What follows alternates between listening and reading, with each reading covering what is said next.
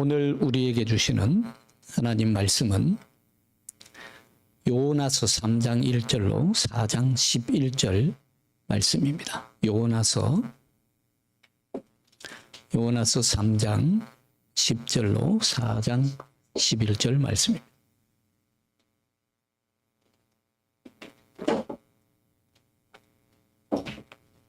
요나서 3장 10절로 4장 11절 말씀, 이 계시의 말씀을 봉독할 때에 다 함께 마음을 열고 하나님의 음성을 친히 들으실 수 있기 바랍니다. 하나님이 그들이 행한 것, 곧 그 악한 길에서 돌이켜 떠난 것을 보시고 하나님이 뜻을 돌이키사 그들에게 내리라고 말씀하신 재앙을 내리지 아니하시니라. 요나가 매우 싫어하고 성내며 여호와께 기도하여 이르되 여호와여, 내가 고국에 있을 때에 이러하겠다고 말씀하지 아니하였나이까. 그러므로 내가 빨리 다시스로 도망하여 사오니 주께서는 은혜로우시며 자비로우시며 노하기를 더디하시며 인애가 크시사 뜻을 돌이켜 재앙을 내리지 아니하시는 하나님이신 줄을 내가 알았음이니이다.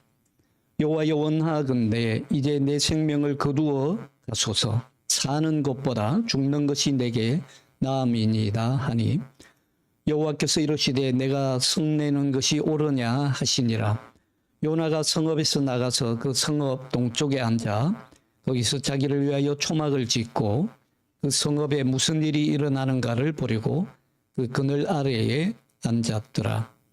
하나님 여호와께서 박능쿨을 예비하사 요나를 가리게 하셨으니 이는 그의 머리를 위하여 그늘이 지게 하며 그의 괴로움을 면하게 하려 하심이었더라. 요나가 박능쿨로 말미암아 크게 기뻐하였더니 하나님이 벌레를 예비하사 이튿날 새벽에 그 박능쿨을 갉아먹게 하심에 시드니라. 해가 뜰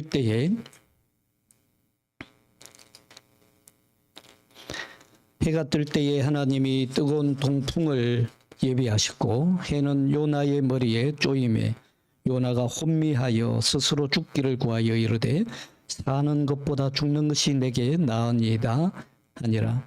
하나님이 요나에게 이르시되 내가 이 박능쿨로 말미암아 성내는 것이 어찌 옳으냐 하시니 그가 대답하되 내가 성내어 죽기까지 할지라도 옳으니이다 하니라. 여호와께서 이르시되 내가 수고도 아니하였고 재배도 아니하였고 하룻밤에 났다가 하룻밤에 말라버린 이 박능쿨을 아꼈거든. 하물며 이 큰 성읍 니느웨에는 좌우를 분별하지 못하는 자가 12만 명이요 가축도 많이 있나니 내가 어찌 아끼지 아니하겠느냐 하시니라. 아멘.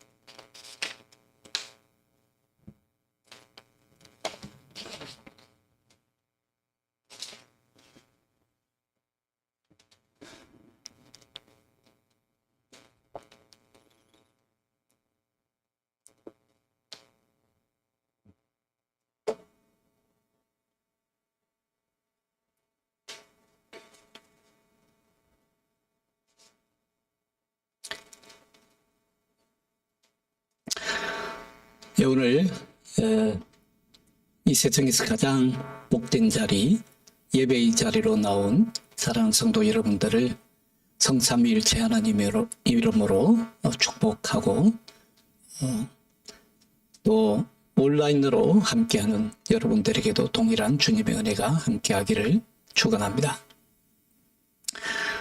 오늘 요나서 본문의 말씀은 우리가 잘 알고 있는 말씀입니다. 어린 학교, 주일학교에서부터 많이 듣고 익혀 알고 있고 또 주일학교에서 그림으로도 많이 그렸고 만화로도 많이 본 아주 재미있는 흥미로운 얘기입니다. 왜냐하면 요나가 물고기 뱃속에 들어갔다가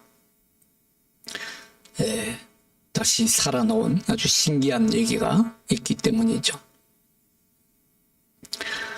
오늘 본문의 말씀 속에서 우리는 두 가지 하나님의 음성을 듣고 근본적인 변화를 받기를 원합니다. 가장 먼저 생각할 것은 여기서 요나가 주장하는 것이 무엇인가 하는 것입니다. 요나의 입장에서 보면 하나님은 무엇보다도 공의롭고 정의로우셔야 합니다. 하나님은 변함이 없어야 합니다. 하나님이 한번 정하신 자신의 원칙을 깨뜨리지 말아야 합니다. 따라서 요나의 입장에서 보면 저 니느웨 성읍의 사람들은 하나님 앞에 악행을 저질렀기 때문에 반드시 하나님으로부터 심판을 받아야 하고 하나님이 정하신 재앙을 내리셔야 합니다. 니느웨 사람들에게 분명 재앙을 내리겠다고 말씀하셔놓고 뒷문을 열어두시면 안 되는 것입니다. 요나의 문제가 무엇인지 여러분 보이십니까?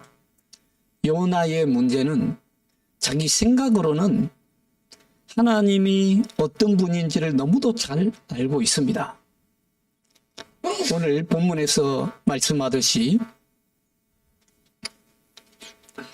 우리 4장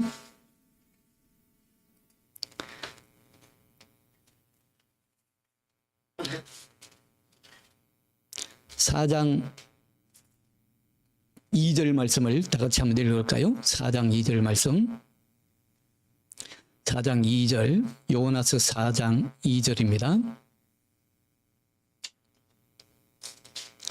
요나서 4장 2절.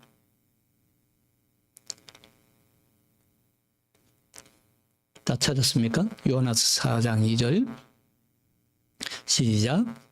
여호와께 기도하여 이르되 여호와여 내가 고국에 있을 때에 이러하겠다고 말씀하지 아니하였나이까?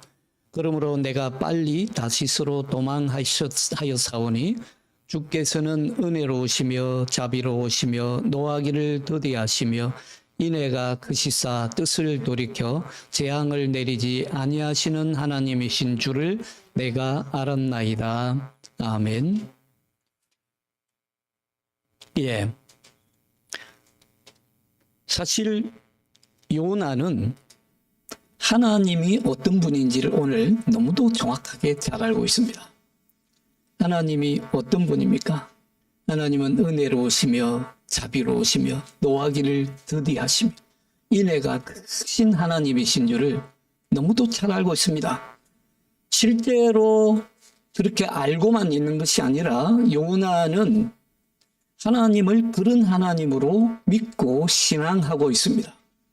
신앙적으로 봐도 요나는 하나님은 자비롭고 은혜로우시고 노하기를 더디하시고 인애가 크신 하나님이시라고 굳게 믿고 있습니다. 여러분도 그렇게 하나님을 믿고 있지요. 요나 하나님이 은혜로우시고 자비로우시고 노하기를 더디하시고 인애가 크신 하나님이신 줄 저와 여러분처럼 요나도 확실하게 믿고 있습니다. 생각으로는 하나님을 그렇게 알고 있고 또 믿음으로도 확실하게 그렇게 하나님으로 믿고 있지만 그러나 그것이 정작 자신의 문제로 다가올 때는 정작 자신의 문제일 때에는 하나님, 그런 하나님을 외면합니다. 자신의 생각으로 하나님은 이렇게 하셔야 돼. 하나님은 이런 분이어야 돼. 라고 자기가 결정해뒀고 자기 스스로 그 주장을 굽히지 않고 거기서 한 발자국도 물러나지 않습니다. 하나님은 은혜롭고 자비로우시고 인애가 크신 하나님이신 줄 알면서도 그렇게 굳게 믿고 있으면서도 정작 자신의 문제일 때는 아니 하나님은 저 니느웨 성읍 사람들을 반드시 멸망시켜야 돼. 반드시 심판하셔야 돼. 반드시 재앙을 내리셔야 돼. 이렇게 고집하고 있습니다. 요즘 우리 시대에도 그런 일들이 많이 일어나고 있지요. 제가 신학교 교수로 있을 때 감리교 신학대학에 가서 학술 발표회에 논찬을 한번 한 적이 있습니다. 그때만 해도 벌써 10년 전이죠. 그런데 감리교 신학교에 신학생 한 명이 일어나서 질문을 하는데 깜짝 놀라는 질문을 합니다. 뭐라고 하냐면 교수님, 우리나라에도 이제는 동성애 목회자가 안수를 받아야 되지 않겠습니까? 우리나라에도 이제 동성애 목회자가 인정되어야 되지 않겠습니까? 우리 교단하고는 약간 달라서 감리교 신학대학 교수는 거기에 뭐라고 대답하냐면 우리도 이제는 그럴 때가 됐다 라고 대답합니다. 저는 거기에 동의할 수 없었습니다. 그것을 미워할 수도 없었습니다. 최근에는요, 근래에는 제가 인터넷을 통해서 글을 읽다 보니까 독일의 어떤 목회자가 그런 주장을 해서 사람들을 경악하게 만들었다고 합니다. 모든 목회자들도 깜짝 놀라고 신학자들도 너무 당황했습니다. 뭐라고 주장하면 하나님은 퀴어이십니다. 하나님을 퀴어이십니다. 물론 하나님의 사랑이 보편적으로 넓은 사랑이라고 하는 의미에서 이해를 억지로 하려면 할 수 있겠지만 그러나 가장 큰 문제는 하나님을 내 마음대로 정의 내리고 하나님을 내 고집대로 주장하고 하나님은 이렇게 하셔야 되고 하나님은 이런 존재여야 된다라고 내가 못 받고 있는 것입니다.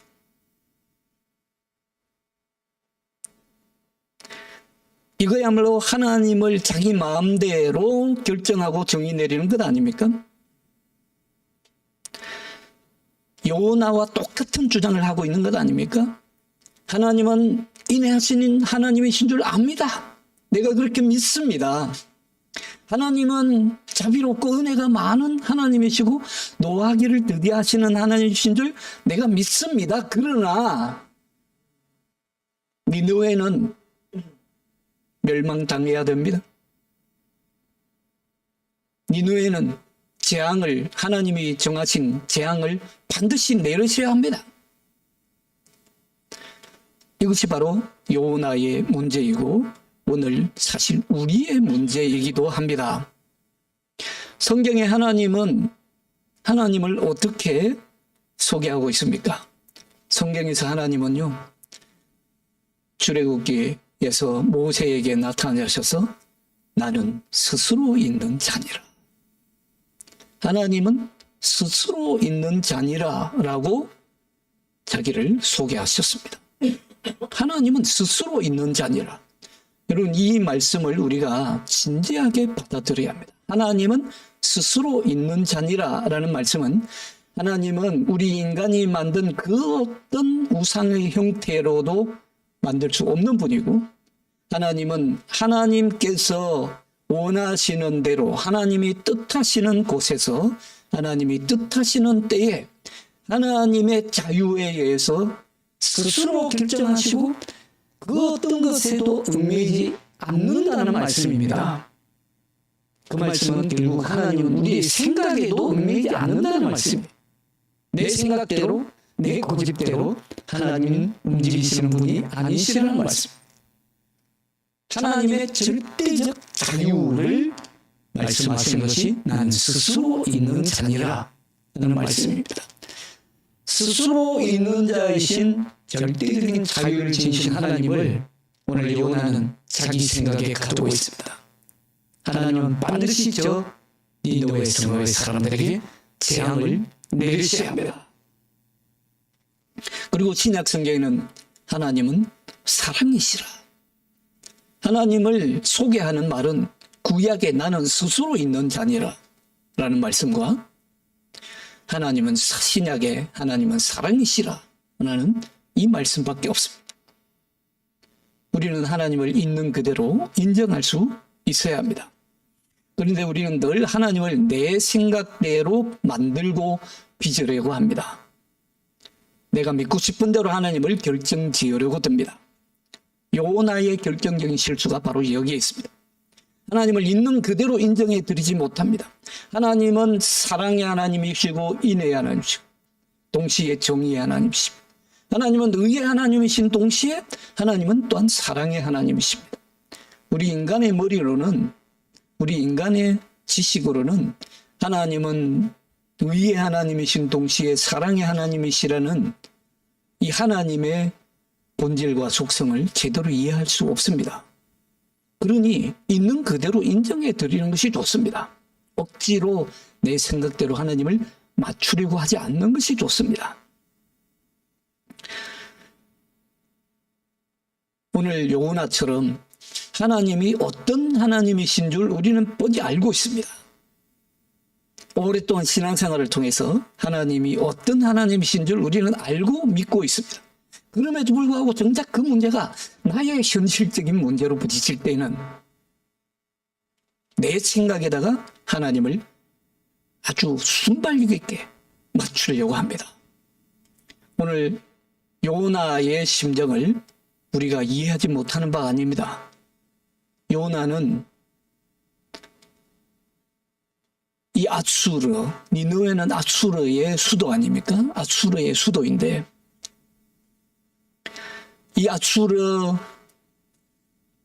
민족에 의해서 이스라엘 민족이 얼마나 많은 고난을 받고 핍박을 당했고 결국은 북이스라엘 왕국이 아수르에 의해서 멸망당한 것을 알고 있습니다. 그런 니느웨 성에, 아수르 민족의 니느웨 성읍에 하나님이 용서와 회개의 복음을 선포하라고 하니까 사실 니느웨의 소리로서는 도저히 이해가 되지 않습니다. 하나님이 사랑의 하나님이시고 자비의 하나님이시고 인애가 크신 하나님인 줄 압니다. 그러나 왜 하필이면 저 원수 같은 나라 니느웨 성이냐는 것입니다. 왜 아수르냐는 겁니다. 왜 그 사랑이, 그 회개의 복음이 아수르에게 선포되어야 하느냐는 것입니다. 아닙니다. 사실 그래서 이 요나는 하나님이 이러실 줄 알기 때문에 다시스로 도망갔다고 오늘 자기가 다시스로 도망간 이유를 밝혀놓고 있습니다. 여러분들, 오늘 본문 말씀 2절 말씀을 다시 봅니다. 여호와께 기도하여 이르되 여호와여 내가 고국에 있을 때에 이러하겠다고 말씀하지 아니하였나이까. 그러므로 내가 빨리 다시스로 도망하였습니다 라고 고백을 실토합니다. 내가 그렇기 때문에 다시스로 도망간 거 아닙니까? 하나님 그럴 줄 알았습니다.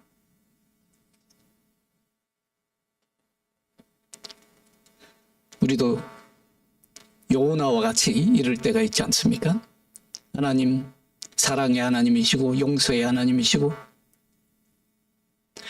하나님이 인애가 크신 하나님이신 줄 잘 알겠지만 그러나 저 사람만큼은 안 돼요. 하나님 저 사람만큼은 용서하시는 안 돼요.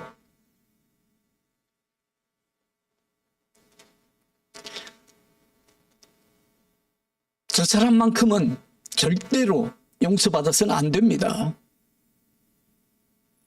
여러분 이렇게 하는 순간에요 바로 저 사람만큼은 안 돼요 하는 그 사람이 내가 될 수도 있습니다. 다른 사람이 나에게 원한을 진 다른 사람이 나를 향해서 하나님 저 사람만큼은 절대로 안 됩니다 말할 수 있는 사람이 될 수도 있다는 것입니다. 여러분, 내 생각에 하나님을 맞추려 해서는 안 됩니다. 하나님을 있는 그대로 인정해 드릴 수 있어야 합니다. 그러면 어떻게 됩니까? 하나님도 나를 있는 그대로 인정하십니다. 하나님도 나를 있는 그대로 인정하십니다. 그럴 때에 우리는 진정한 치유가 일어나고요. 그럴 때에 우리는 자유할 수 있습니다. 사실 오늘 요나는 어떻게 보면 큰 트라우마에 빠져 있는 사람이라고 할 수 있습니다. 아니, 저 원수 같은 나라 아수르의 수도인 니느웨 성에 가서 복음을 선포하고 저들에게 회개의 복음을 선포하라니. 니느웨는 사실 마음에 깊은 상처를 받았습니다. 하나님이 어떻게 도대체 나에게 이런 일을 시킬 수 있습니까? 트라우마에 빠진 거예요, 사실은.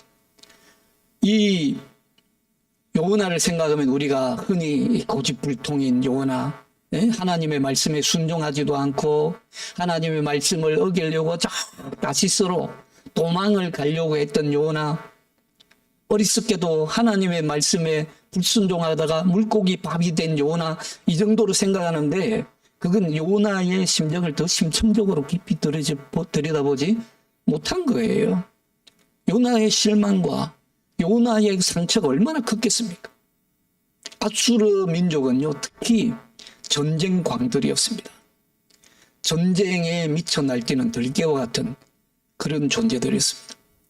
아수르는 제국을 이루기 위해서 주변 나라들을 침략하고 정복하고 짓밟을 뿐만 아니라 그 민족의 사람들을 뽑아다가 아예 다른 나라에다가 뿔뿔이 흩어버렸습니다. 그래서 아수르가 이스라엘에 침략해가지고 요단 동편에 있던 세 지파, 두 지파 반이죠. 루벤, 갓, 므낫세 반지파를 뽑아다가 아예 유프라데스 강 위쪽에다가 뿔뿔이 흩어버렸습니다. 그 이후로 요단강 동편에 있던 이스라엘 두 지파 반은요, 이스라엘 민족과 영원히 분리되어 버립니다. 다시는 회복할 수 없을 정도로 아예 잊혀져 버립니다. 그리고는 결국 북왕국 이스라엘을 완전히 함락시켜서, 특히 이 아수르의 전략이 뭐냐면 그 민족을 지배하고 침략하면 완전히 쑥대밭으로 만들어서 초토화시켜버리는, 그래서 공포심을 심어주는 그런 전략을 택합니다. 그런 원수 같은 나라 아수르에게 회개하고 돌이킬 기회를 주신다고 하니까 이 요나의 마음이 얼마나 실망이 크고 요나가 얼마나 상처를 입었겠습니까? 그러니 요나는요, 단순히 하나님의 말씀에 불순종하는 선지자가 아니라 한 사람의 상처 입은 선지자였던 것입니다. 그렇게 이해하면 우리가 요나를 제대로 읽을 수 있습니다. 그렇기 때문에 요나가 끝까지 하나님과 논쟁하는 겁니다. 오늘 성경 말씀이 더 나오지만 요나는 하나님 앞에 아예 대놓고 화를 냅니다. 성을 내요. 하나님 앞에 그냥 분노를 터뜨리면서 하나님 도대체 어떻게 이럴 수 있습니까? 너무도 인간적인 모습 아닙니까? 충분히 이해할 수 있는 모습 아닙니까? 그러나 그렇게 해서는 한 발자국도 자기 자신으로부터도 자유할 수 없거니와 치유도 일어나지 않습니다. 그래서 하나님이 억지로 요나를 물고기 뱃속에 넣으시잖아요. 거기 물고기 뱃속에서 인생의 큰 밑바닥에 떨어지고 나서야 그는 하나님의 은혜를 다시 찾습니다. 그래서 요나서 2장은 보면 요나가 부른 찬송이고 노래고 기도고 시입니다. 사실 이 요나가 2장에서 부르고 있는 노래, 기도, 시는요, 시편 150편 가운데 하나에 들어가도 손색이 전혀 없습니다. 너무도 훌륭한 시편입니다. 여러분 자세히 읽어보십시오. 시편과 거의 유사합니다.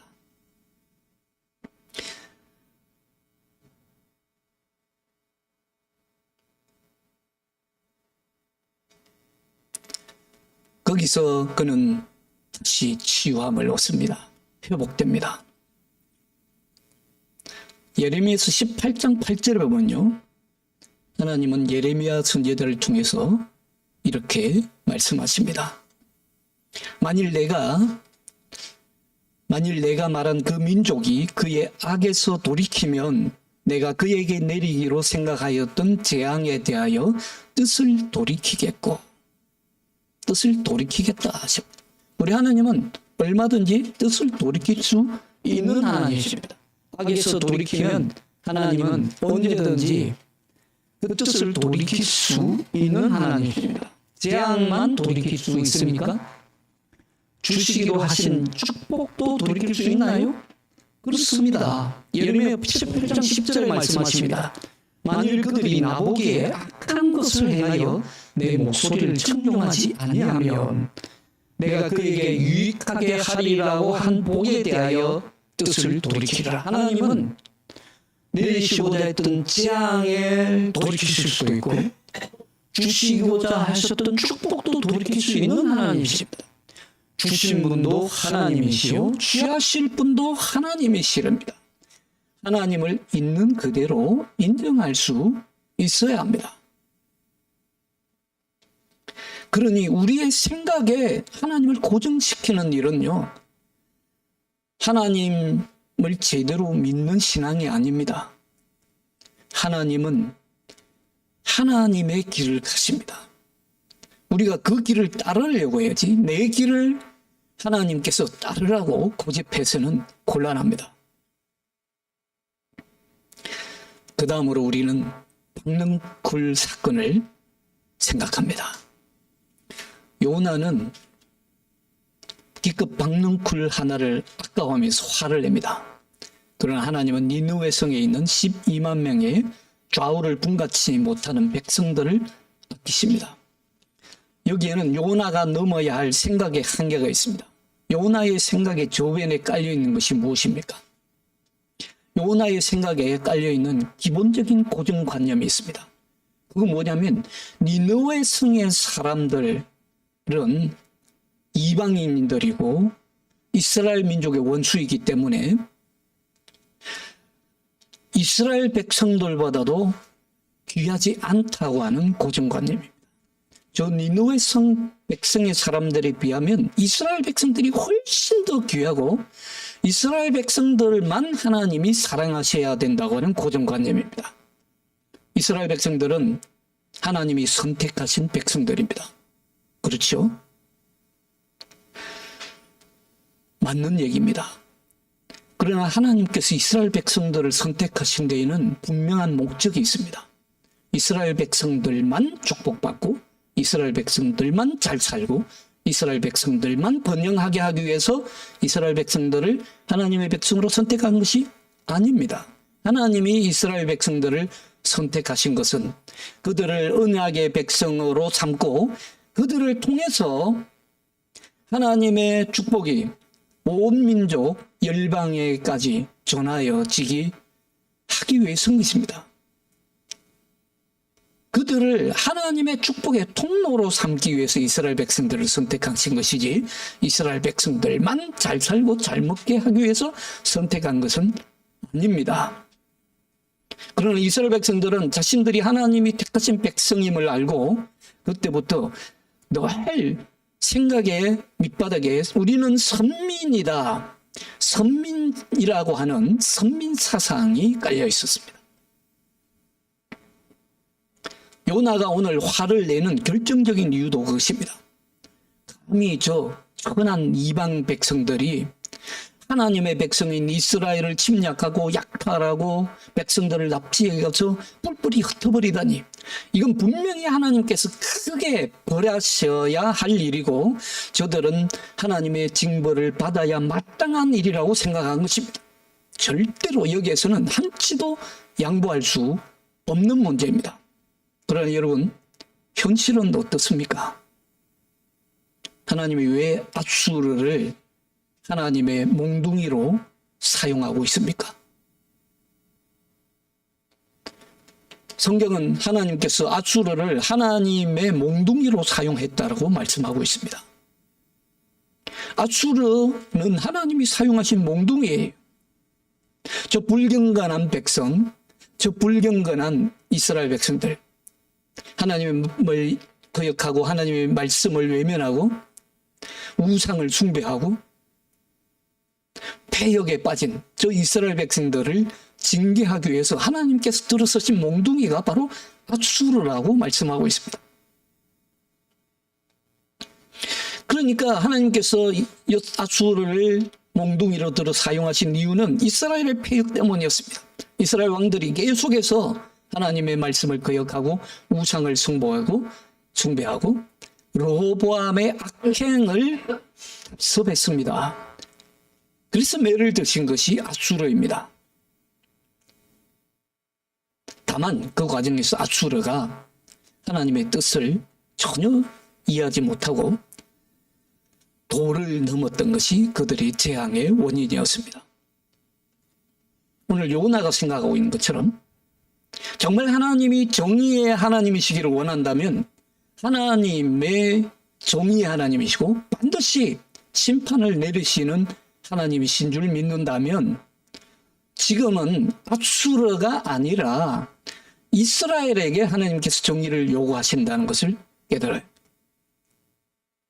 하나님께서 정의를 찾는 것은 이스라엘 백성이 먼저입니다.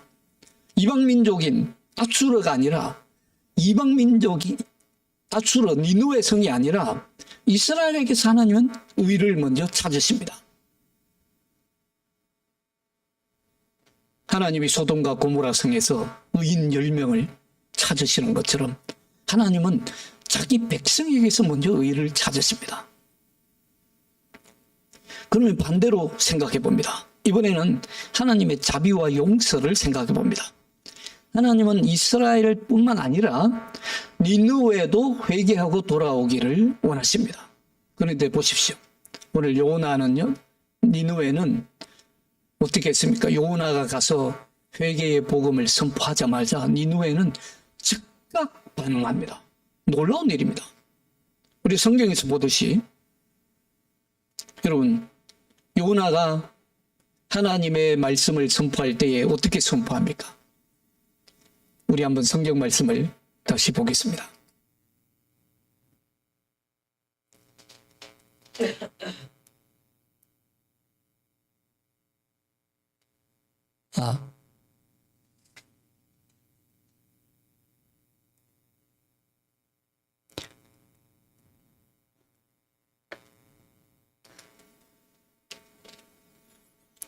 미안합니다. 요나서 3장에 나오는 말씀입니다. 요나서 3장에 보시면, 자, 니느웨 성은 인간이 걸어서 사흘 길이 걸릴 만큼 큰 성읍입니다. 성경에도 큰 성읍이라고 나와 있습니다. 큰 성읍이다. 사흘 길을 걸어야 될 만큼의 큰 성읍입니다. 아마 사흘 길이라고 하는 것은 지름을 얘기하는 것이 아니라 그 성읍의 둘레 길이를 사흘 길로 본 것 같습니다. 그러나 니느웨 성은 큰 성읍이었습니다. 자, 사흘 길을 걸어야 될 만큼 큰 성읍인데 요나는 어떻게 합니까? 요나는 하루 길을 밖에 걷지 않습니다. 하루만 걸어갑니다. 그리고 시간적으로도 너무 인색할 뿐만 아니라 그 내용적으로 봐도 너무 인색합니다. 니느웨는 어떻게 선포합니까? 니느웨가 선포한 내용은 40일 후에 하나님께서 이 성읍을 멸망시키시리라. 내용도 너무너무 인색합니다. 하나님께서 왜 너희들을 징계하시는지, 하나님께서 너희들을 징벌하시는 이유는 결국 너희들이 돌아오고 회개하기 위함이다. 전혀 친절한 설명이 없습니다. 부연 설명이 하나도 없어요. 설교로 치면 빵점입니다. 그저 가서 하나님께서 40일 후에 이 성읍을 멸망시킬 것이다. 이 말씀밖에 안 합니다. 그것도 사흘 길을 걸어야 될 만한 성읍인데 하루만 딱 걷고 맙니다. 시간적으로 보나 내용적으로 보나 너무도 인색한 선포입니다. 마지못해 하는 회개 선포입니다. 그럼에도 불구하고 니느웨 성읍 사람들은 놀라울 정도의 반응을 보입니다. 금식합니다. 굵은 베옷을 입습니다. 그리고 죄를 뒤집어 씁니다. 그러면서 회개합니다. 하나님께 부르짖습니다. 백성들이 이렇게 하니까 왕도 자기가 입고 있던 왕복을 벗어버리고 굵은 베옷을 입고 죄를 뒤집어 쓰고 하나님께 회개합니다. 그뿐만이 아니라 온 백성에게 조서를 내려서 지금부터 금식이다. 백성들뿐만 아니라 가축들까지 금식을 시킵니다. 백성들에게 굵은 베옷을 입으라고 조서를 내릴 뿐만 아니라 좀 무서운 장면이 나옵니다. 가축들에게까지도 굵은 베옷을 입히라고 명령을 내립니다. 아마 제가 생각하기로 개에게 요즘 우리 강아지 기를 때 옷을 많이 입히는데 강아지에게 옷을 입힌 최초의 사건이 이 사건이 아닌가 싶습니다. 가축에까지 왜 굵은 베옷을 입히느냐. 그 정도로 철저하게 회개했다는 말입니다. 하나님께 부르짖습니다. 놀라운 반응 아닙니까? 그런데 그것에 비해서 이스라엘 백성들은 어땠습니까?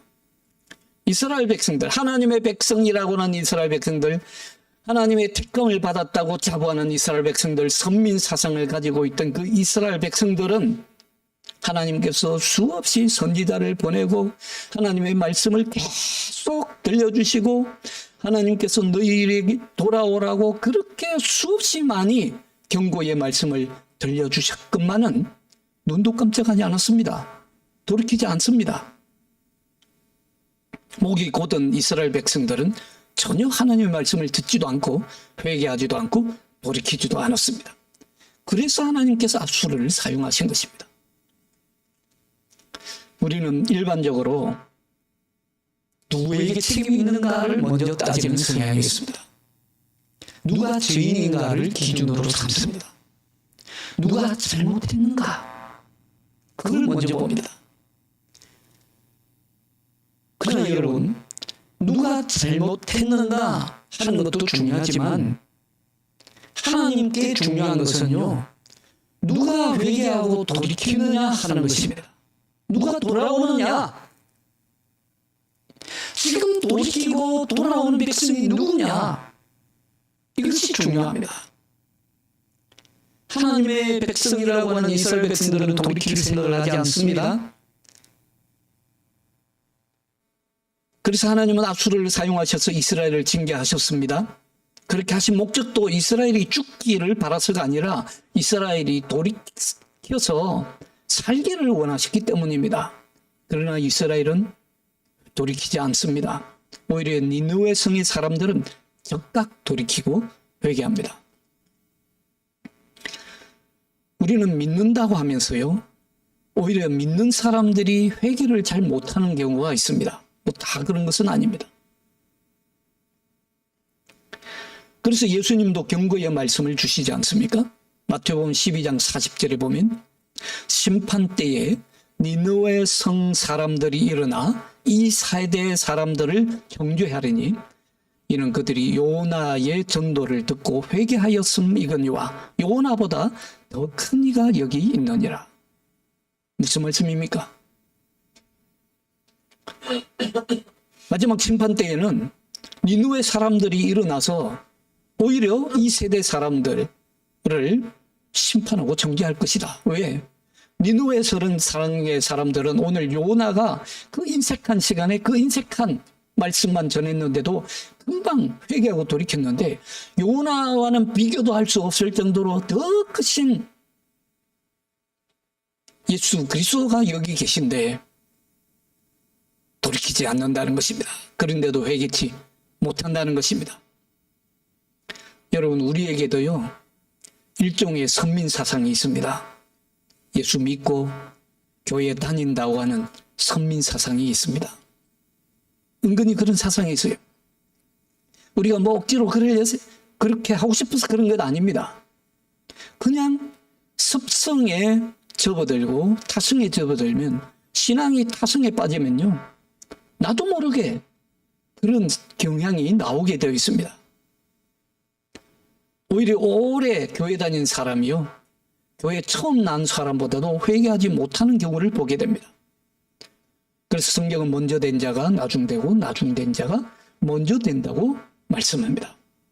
사도 바울도 이를 극도로 경계합니다. 사도 바울은 이렇게 고백합니다. 내가 하나님의 말씀을 다 전한 후에, 예수 그리스도를 다 전한 후에 정작 내가 잃어버림을 당할까 두렵노라고 고백합니다. 이 사도 바울의 훌륭한 점이죠. 사랑하는 여러분, 요나는 사실 누가복음 15장에 나오는 탕자의 비유를 보자면, 탕자의 비유에 적용하자면 요나는 큰아들에 해당됩니다.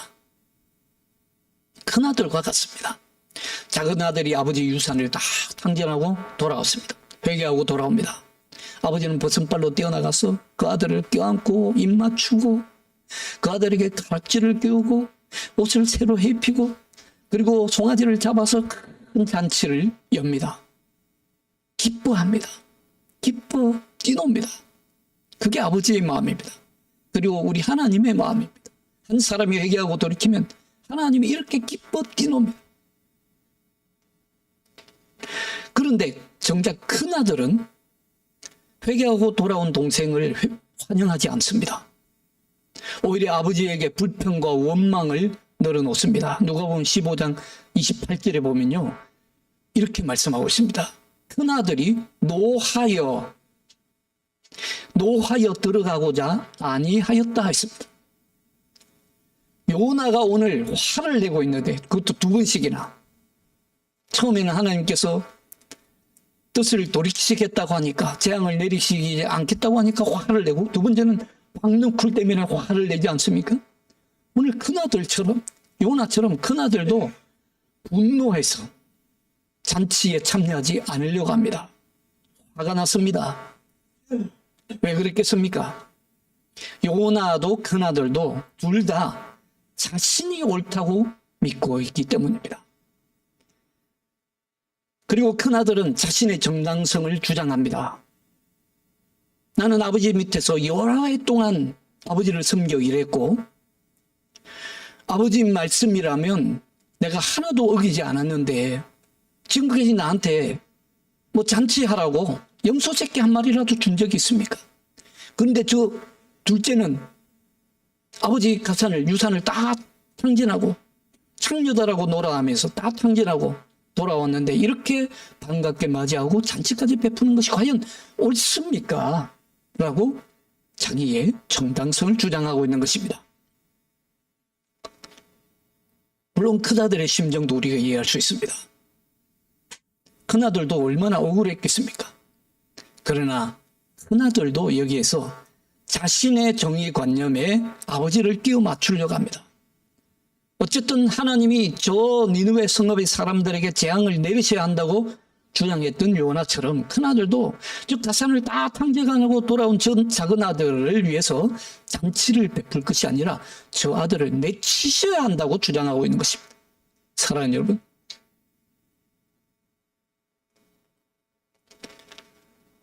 아버지가 말합니다. 너는 항상 나와 함께 있었으니까 내 것이 다 네 것이 아니냐. 그런데 네 동생은 죽었다가 다시 살아. 내가 잃어버렸다가 다시 얻은 아들이다. 그러니 우리가 함께 즐거워하고 기뻐하는 것이 마땅하지 않겠느냐. 여기에 오늘 말씀의 결론이 있습니다. 회개하고 돌아오면 함께 기뻐하고 즐거워하는 것입니다. 우리도 처음에는 다 회개하고 돌아온 죄인들이기 때문입니다. 은혜를 알아야 기쁨이 있습니다. 선민사상은 버려야 합니다. 그것이 전적으로 하나님의 은혜이기 때문입니다. 선민사상은 버려야 우리에게는 오직 선민은혜가 있을 뿐입니다. 선민은혜가 있는 사람은 오늘도 하나님은 여전히 은혜롭고 자비로우시며 노하기를 더디하시며 인애가 크신 하나님이심을 믿고 인정해 드릴 줄 압니다. 일단은 하나님 편에 서서 인정해 드리는 것입니다. 이때 우리는 한 가지만 생각하면 됩니다. 하나님의 뜻은요, 악인이 죽는 데 있는 것이 아니라 악인이 회개하고 돌이켜 사는 데 있다는 것. 그 한 가지만 기억하면 됩니다.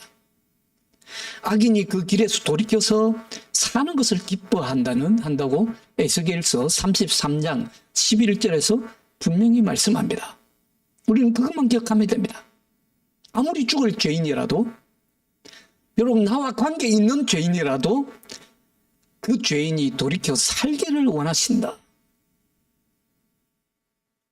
여기에 하나님의 사랑의 기적이 있지 않습니까? 기독교 역사 2000년 가운데 얼마나 이런 기적의 역사가 많이 일어났습니까? 손양원 목사님 같은 아들을 사랑의 원자탄이라고 자기 아들을 죽인 공산당 원수인데도 사랑하니까 하나님이 저 아들도 회개하고 돌이켜 살기를 원하시니까 그걸 인정해 드리니까 사랑의 놀라운 기적이 일어나지 않습니까? 그 기적이 없었다면 오늘날 우리의 기독교는 없어졌을지도 모릅니다. 그 기적이 없었다면 우리의 믿음도 헛것인 줄 모릅니다. 여기서 우리는 출발해야 합니다. 그러면 하나님의 자비와 하나님의 생명이 저와 여러분 안에서 더욱 풍성하게 될 줄로 믿습니다. 기도하겠습니다. 하나님 아버지 감사합니다. 하나님께서 우리를 먼저 사랑하셔서 우리를 먼저 택하시고 우리를 먼저 용납하여 주시고 받아들여 주셨습니다. 하나님의 인자하시고 자비롭고 도하기를 더디하시고 인애가 풍성하신 하나님을 있는 그대로 인정합니다. 오늘 우리 가운데 오셔서 하나님의 사랑을 확정하여 주시고 하나님의 사랑의 능력으로 살 수 있게 하여 주옵소서. 주 예수 그리스도의 이름으로 기도하옵나이다. 아멘.